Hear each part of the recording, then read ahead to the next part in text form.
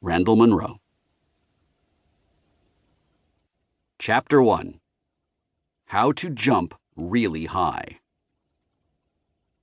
People can't jump very high. Basketball players make some impressive leaps to reach hoops placed high in the air, but most of their reach comes from their height. An average professional basketball player can only jump a little more than 2 feet straight up.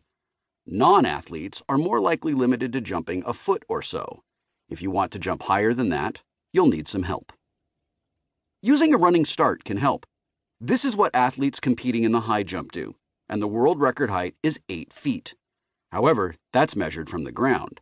Since high jumpers tend to be tall, their center of mass starts off several feet off the ground, and because of how they fold their bodies to pass over the bar, their center of mass may actually pass under it.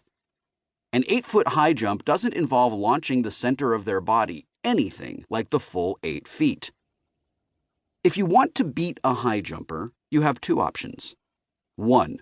Dedicate your life to athletic training from an early age until you become the world's best high jumper. 2. Cheat. The first option is no doubt an admirable one, but if that's your choice, then you're reading the wrong book. Let's talk about option 2. There are a lot of ways you could cheat at high jump. You could use a ladder to get over the bar, but that's hardly jumping. You could try wearing those spring-loaded stilts popular with extreme sports enthusiasts, which, if you're athletic enough, might be enough to give you the edge over an unassisted high jumper.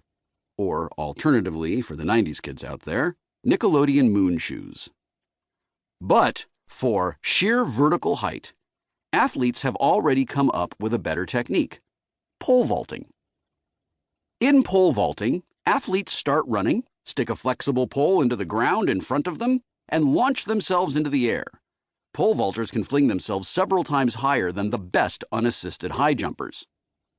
The physics of pole vaulting are interesting and don't revolve around the pole nearly as much as you might think. The key to vaulting isn't the springiness of the pole, it's the athlete's running speed. The pole is just an efficient way to redirect that speed upward. In theory, the vaulter could use some other method to change direction from forward to up. Instead of sticking a pole in the ground, they could jump onto a skateboard, go up a smooth, curved ramp, and reach just about exactly the same height as the vaulter. We can estimate a pole vaulter's maximum height using simple physics. A champion sprinter can run 100 meters in 10 seconds.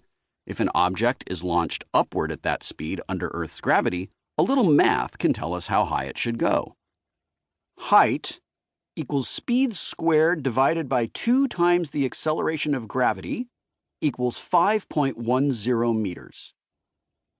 Since the pole vaulter is running before they jump, their center of gravity starts off above the ground already, which adds to the final height it reaches. A normal adult center of gravity is somewhere in their abdomen, usually at a height of about 55% of their actual height. Renaud Lavillenie, the world record holder in the men's pole vault, is 1.77 meters tall, so his center of gravity adds another 0.97 meters or so, giving a final predicted height of 6.08 meters. How does our prediction compare to reality? Well, the actual world record height is 6.16 meters. That's pretty close for a quick approximation. Physics offers another interesting piece of trivia about pole vault world records. The downward pull of Earth's gravity varies from place to place, both because the shape of the Earth affects its gravity and because the spinning motion flings things outward. These effects are small in the grand scheme of things, but the variation from place to place can be as much as 0.7%. That's not enough to notice when you're walking around, but it's enough so that when you buy a scale, you may need to calibrate it, since gravity at the factory could be slightly different from gravity at your house. The varying pull of gravity is enough to affect pole vault records.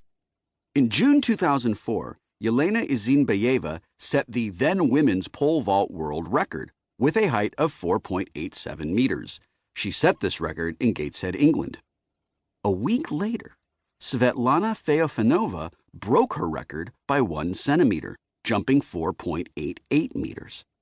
However, Feofanova set this record in Heraklion, Greece, where the pull of gravity is slightly weaker. The difference is just enough that if she wanted,